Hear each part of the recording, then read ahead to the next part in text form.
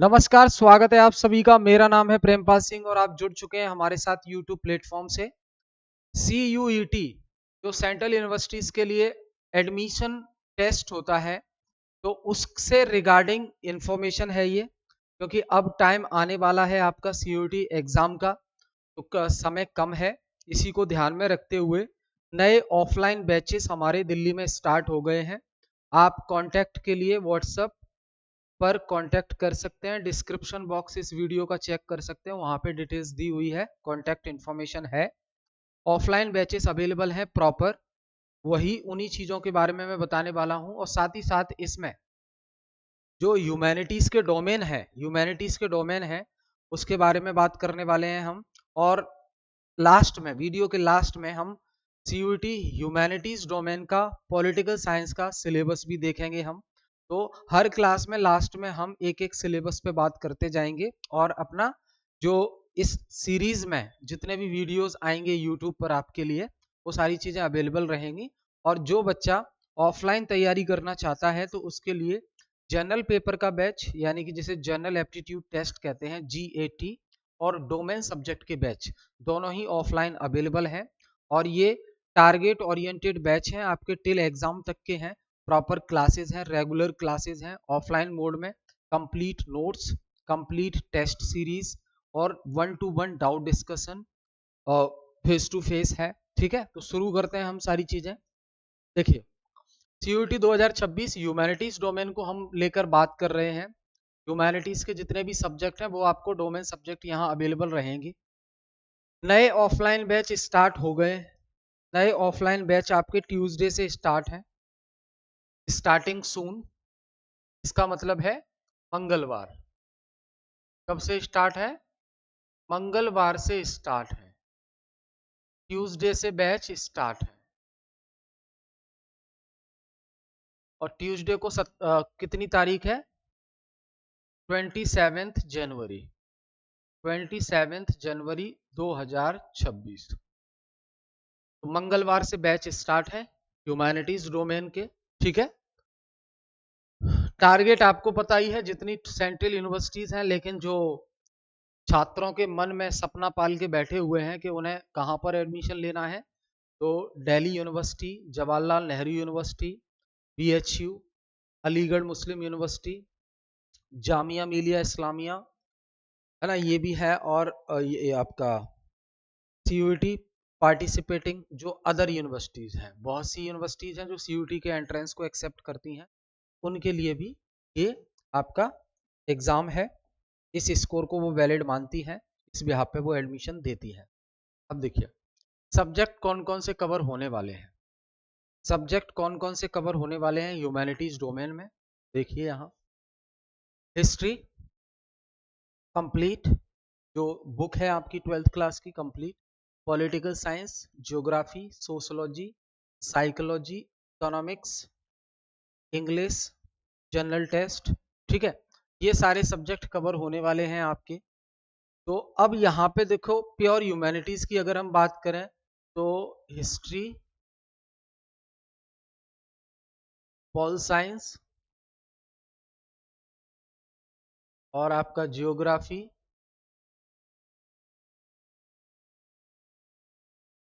Sociology और economics. Economics 1 2 3 4 5, ये जो 5 सब्जेक्ट हैं डोमेन सब्जेक्ट, इनके बैच आपके जो है ट्यूसडे से स्टार्ट हो रहे हैं। कब से? मंगलवार। मंगलवार से बैच स्टार्ट हो रहे हैं और 27 जनवरी 2026। ठीक है, तो ये तो रहे डोमेन के, ये बात कर ली हमने डोमेन की,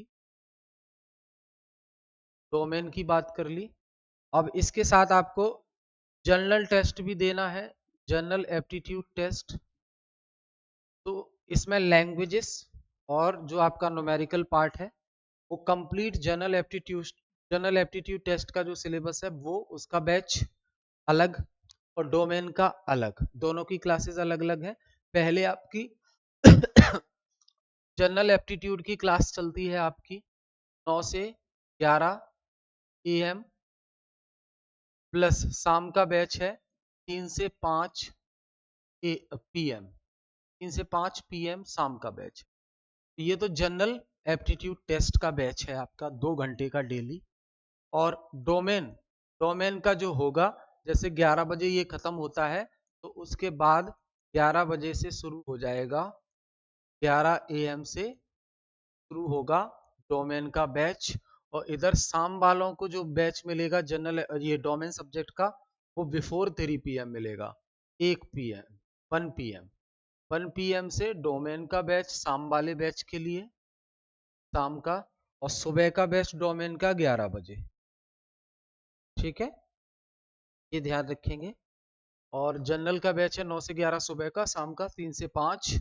और डोमेन का बैच सुबह का 11 बजे से और शाम का यानी कि दिन से 1 बजे से होगा। मैनेज करना होता है, जो स्टूडेंट दोनों पढ़ते हैं जनरल टेस्ट और डोमेन, तो उनको एक बार घर से आए हैं यहाँ पे तो पूरा कंप्लीट करके ही वो वापस जाएंगे, तो इस हिसाब से ये मैनेज किया। ठीक है, तो ये ध्यान रखना है। कंप्लीट फोकस हमारा एनसीईआरटी पे होगा और सीयूईटी का जो अपडेटेड सिलेबस है 2026 के लिए, उस पर आधारित सारी क्लासेस होंगी।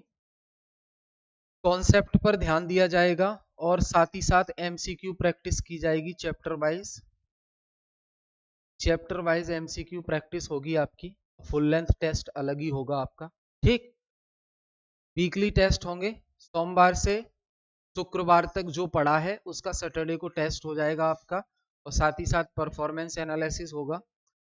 अगर कोई स्टूडेंट वीक है, कमजोर है, चीजें समझने में दिक्कत हो रही है, तो डाउट क्लियरिंग सेशन अलग से हैं, जो जिसमें तो डाउट क्लियरिंग जो सेशंस होंगे उसमें सिर्फ उन बच्चों को अलाउ किया जाएगा जिनको चीजें समझ नहीं आई हैं या फिर कोई उनके डाउट रह गए। ठीक, तो ध्यान रखेंगे। अगर आप ऑफलाइन तैयारी करना चाहते हैं तो बिना कोई देरी किए आप संपर्क कर सकते हैं, डिस्क्रिप्शन में नंबर दिया हुआ है, कमेंट करके भी आप हमें बता सकते हैं, टीम हमारी कॉल कर लेगी आपको। ठीक है, ध्यान रखेंगे। तो ये बैच डिटेल जो लिखी है यहाँ पे एक बार मैं क्लियर कर देता हूँ।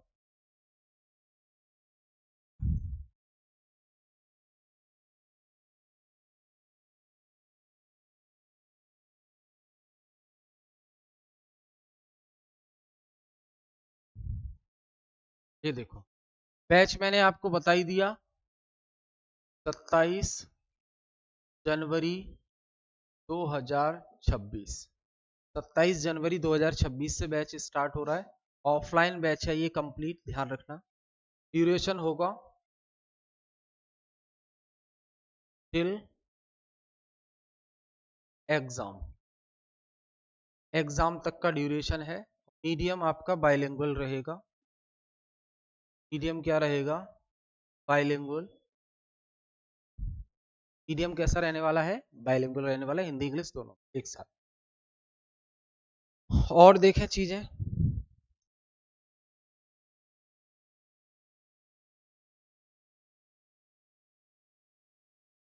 बाकी चीजें मैंने आपको बताई दी है। कौन ज्वाइन कर सकता है इस बैच को? कौन ज्वाइन कर सकता है? क्लास 12 के स्टूडेंट जो इस बार क्लास 12 का एग्जाम देंगे और अगर वो लास्ट ईयर क्लास 12 पास कर चुके हैं, उन्हें भी एडमिशन लेना है, वो भी है ना। और जो भी फिर सीयूटी के थ्रू एडमिशन लेना चाहता है, अब उसने 12th का भी, तो वो ज्वाइन कर सकते हैं। ठीक है, तो 12th में जो है वो ज्वाइन कर सकते हैं, 12th पास कर लिया है वो भी ज्वाइन कर सकते हैं। और any student who wish take admission in central university can join this programme offline. ठीक, स्पेशल फीचर्स क्या है? टॉपिक वाइज नोट्स मिलेंगे आपको, प्रीवियस ईयर सीयूटी क्वेश्चंस की बुकलेट प्लस एक्सप्लेनेशन उसका, साथ साथ मॉक टेस्ट है ही, मैंने आपको बता दिया।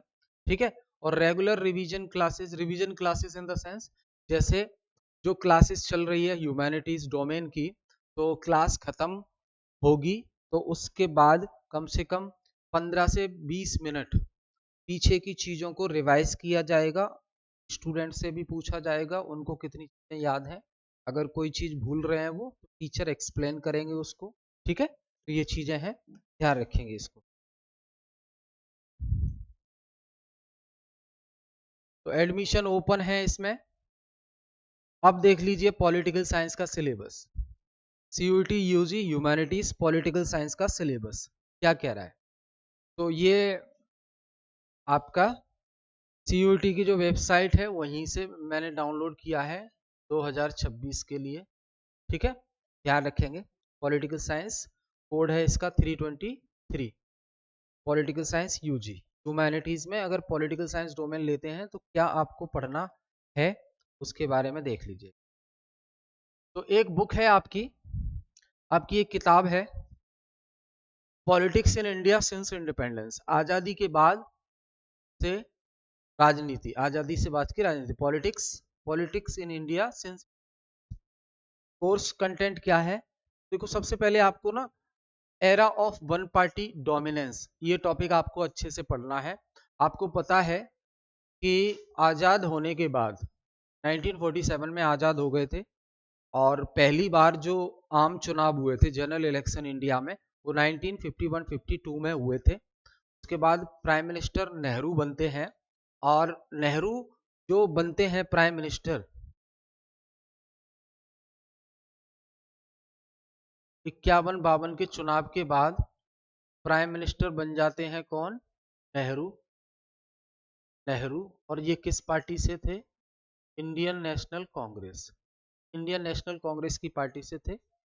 और इंडियन नेशनल कांग्रेस की सरकार 1952 में बनती है। उसके बाद से लेके 1977 तक वन पार्टी का ही रूल रहा है।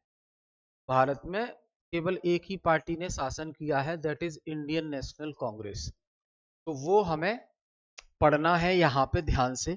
और फिर नेशन बिल्डिंग, नेशन के बारे में है, nation building and it's problems, ठीक है। नेहरू की अप्रोच क्या थी नेशन बिल्डिंग को लेकर, और पार्टीशन के बारे में पढ़ना है हमें। और पार्टीशन जब हुआ तो जो रिफ्यूजीज आए, रिफ्यूजी पाकिस्तान से भारत की तरफ मूव करके आए, हिंदुस्तान से पाकिस्तान गए, तो ये जो भारत में आए रिफ्यूजी उनका रीसेटलमेंट कैसे किया। कश्मीर की प्रॉब्लम थी, कश्मीर की प्रॉब्लम थी, वहां का राजा, कश्मीर की प्रॉब्लम थी, वहां का राजा था हरी सिंह, वहां का राजा कौन था, हरी सिंह। तो कैसे सरदार वल्लभ भाई पटेल ने जम्मू कश्मीर को भारत में ऐड किया। और फिर अलग अलग स्टेट्स बनाई गई, वो एक चैलेंजेस था, वो सब हमें पढ़ना है।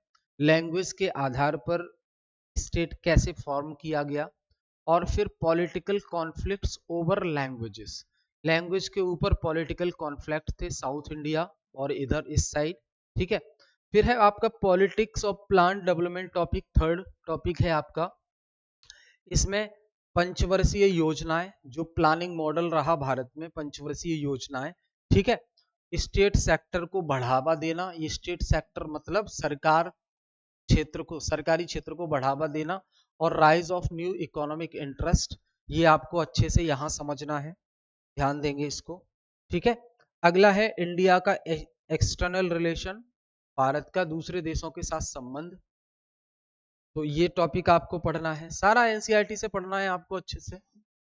नेहरू की फॉरेन पॉलिसी क्या थी, और India China war 1962, India Pakistan war 1965, और इंडिया पाकिस्तान वॉर 1971, इंडिया का न्यूक्लियर प्रोग्राम्स और shifting alliance in world politics, ठीक है। फिर है challenges and to restoration of Congress system. तो political succession after Nehru, Nehru ji की मौत के बाद पॉलिटिक्स में सक्सेशन, कौन उत्तराधिकारी बना, शास्त्री जी भी आते हैं, नेहरू जी भी, इंदिरा गांधी भी आती हैं। Non Congressism and electoral upset of 1967, 67 का जो है इलेक्टोरल अपसेट, जहां पे डेथ हो जाती है। Congress split and reconstitution, Congress में स्प्लिट आता है, कांग्रेस का विक्ट्री होता है 1971 में। कांग्रेस में स्प्लिट आता है जब इंदिरा गांधी जी ने आपातकाल लगा दिया था 1975 में, उसके बाद 1977 में इलेक्शन होते हैं तो मोरारजी देसाई की सरकार बनती है। मोरारजी देसाई की सरकार जो जनता पार्टी की सरकार थी, कांग्रेस के ही कुछ लीडर शामिल थे। तो इसे ही बोला गया स्प्लिट, कांग्रेस स्प्लिट। और फिर कांग्रेस की अगेन विक्ट्री होती है 1971 इलेक्शन, 1971 के चुनाव में दोबारा से जीत, ठीक है। और नहीं, ये तो पहले का है कांग्रेस स्प्लिट, ठीक है ठीक है ठीक। शास्त्री जी के बाद 1971 में जीतती है कांग्रेस। और फिर जो है पॉलिटिक्स ऑफ गरीबी हटाओ, गरीबी हटाओ का नारा देती हैं 1971 में, है ना। तो ये ध्यान रखना है आपको। Crisis of constitutional order, search for committed bureaucracy and judiciary, और Navnirman movement in Gujarat, Bihar movement, उसके बाद emergency, contest constitutional and extra constitutional dimension, resistance to emergency, 1977 की इलेक्शन वही Morarji Desai, formation of Janata party Morarji Desai, है ना, rise of civil liberties organisations. तो ये challenges हैं जिनके बारे में आपको डिटेल से समझना है कंट्री के बारे में। रीजनल एस्पिरेशंस एंड कॉन्फ्लिक्ट्स आ जाते हैं, क्योंकि सिख राइट्स होते हैं, Punjab crisis, anti Sikh rights होते हैं, है ना, कश्मीर की सिचुएशन हमेशा से रही है, अभी भी बनी हुई है, challenges and response to the north east. फिर है democratic upsurge and coalition politics, यानी कि गठबंधन वाली राजनीति शुरू होती है। Participatory upsurge in 90s and rise of the Janata Dal and the BJP, increasing role of regional parties, regional parties का रोल बढ़ गया सरकार बनाने में, एंड कोलिशन पॉलिटिक्स आ गया सामने, ठीक है। एनडीए गवर्नमेंट्स, इलेक्शंस 2004 से 2019 तक के, and UPA government with addition of NDA government, ठीक है। तो ये सरकार बनी, अभी चल रही है आपकी एनडीए की। रिसेंट इश्यूज और चैलेंजेस क्या हैं आज के, तो ग्लोबलाइजेशन सबसे बड़ा मुद्दा है, ओबीसी का मुद्दा है नॉर्थ इंडियन पॉलिटिक्स में, दलित पॉलिटिक्स है ना, और नॉन इलेक्टोरल एरा है, चैलेंजेस ऑफ कम्युनलिज्म है, अयोध्या का इशू है, ये सब दिया है रिसेंट। सेकंड बुक है आपकी कंटेम्प्रेरी वर्ल्ड पॉलिटिक्स, समकालीन विश्व की राजनीति। इसमें disintegration of the second world war and the collapse of bipolarity, ये second world war, disintegration of second world war. इसमें देखो new entities in the world politics, जैसे Russia, Balkan state and central Asian states, introduction of democratic politics and capitalism in post communist regime, India's relation with Russia and other post communist country, ये इसमें पढ़ना है आपको। Alternative centres of economic and political power, rise of China as an economic power, अब इस continent में China बढ़ रहा है, पावर उसकी राइज कर रहा है। और आपका expansion of European Union, Britain तो बाहर हो ही गया इससे, आसियान है, India changing relation with China, Japan and South Korea, Bharat के बदलते रिश्ते, South Asia in the post cold war era, तो democratisation and its reversals in Pakistan and Nepal, ethnic conflict in Sri Lanka, and impact of economic globalization on the region, conflicts and efforts for peace in South Asia, South Asia में peace के efforts, and India's relation with its neighbors, ठीक है। फिर international organisation in a unipolar world, इसमें United Nations अब खास role रहा नहीं है, क्योंकि देखो डोनाल्ड ट्रंप जो कि यूएसए के प्रेसिडेंट हैं, उन्होंने वेनेजुला के जो प्रेसिडेंट हैं मुद्रो, उनको उठा ही लिया, तो यूएन का रोल तो समझ आ ही नहीं रहा अभी। फिर भी क्या रोल है एग्जाम पॉइंट ऑफ व्यू से, तो हमें पढ़ना ही है। How democratic and accountable are the new institution of global governance, क्या इतने अकाउंटेबल हैं ये यूनाइटेड नेशंस, क्या इसका कोई अस्तित्व बचा है, क्या is there any relevance of United States, United Nations in today's era, क्या है, अगर रोक ही नहीं पा रहा है, किसी भी राष्ट्रपति को उठा लोगे आप, ठीक। Securities in contemporary world, traditional concerns of security and politics of डिसआर्मामेंट, हथियारों को खत्म करना, non traditional of human security, समझ रहे हैं, और global poverty, health, education, issues of human rights and migration, sonic missile का इस्तेमाल किया अभी डोनाल्ड ट्रंप ने वेनेजुला, ठीक, ध्वनि जो पैदा करती है। Environment and natural resources in global politics, environment movement बहुत से हुए हैं इन्वायरमेंट को बचाने के लिए, ग्लोबल इन्वायरमेंटल नॉर्म्स है, conflict over traditional and common property resource, rights of indigenous people, India's stand in global environment debate, environment को लेकर जो ग्लोबल लेवल पे डिबेट होती है उसमें इंडिया का स्टैंड क्या है, globalisation and its critics, globalisation वैश्वीकरण बहुत फायदेमंद है लेकिन नुकसान भी है, इसी के बारे में है ये chapter, economic, cultural and political manifestation, debate on the nature of consequences of globalisation, anti globalisation movement of India is an arena of globalisation and struggle against it. अब ध्यान देंगे 1991 में हमारे देश में एलपीजी रिफॉर्म्स आ जाती है। क्या आती है? एलपीजी रिफॉर्म्स आ जाती है, यानी कि इन्हें आर्थिक सुधार भी कहते हैं हम, आर्थिक सुधार, इकोनॉमिक रिफॉर्म्स क्या कहते हैं? आर्थिक सुधार या एलपीजी रिफॉर्म्स कहते हैं। एलपीजी का मतलब क्या है? तो यहाँ पे लिबरलाइजेशन का मतलब है उदारीकरण, ये है निजीकरण,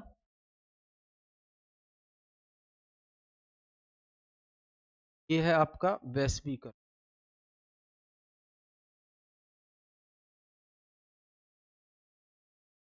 ठीक है, तो ये हमारी जो इकोनॉमी है वो क्लोज इकोनॉमी से ओपन इकोनॉमी हो जाती है 1991 में, और श्रेय हम डॉक्टर मनमोहन सिंह को देते हैं, डॉक्टर मनमोहन सिंह को देते हैं इसका क्रेडिट हम, और prime minister PV Narasimha Rao उस समय, पीवी नरसिम्हा। ठीक है दोस्त, तो ये हमें पढ़ना है, ये आपका पॉलिटिकल साइंस का सिलेबस है यूजी का। हम फिर मिलेंगे नेक्स्ट क्लास में एक और नई वीडियोस के साथ और कुछ नई इंफॉर्मेशन के साथ और नई स्ट्रेटजी के साथ और अगले सिलेबस के साथ। ठीक है, जुड़े रहिए हमसे। आपके कोई पर्सनल डाउट्स हैं आप बिल्कुल कमेंट करके हमसे पूछ सकते हैं। बहुत बहुत धन्यवाद।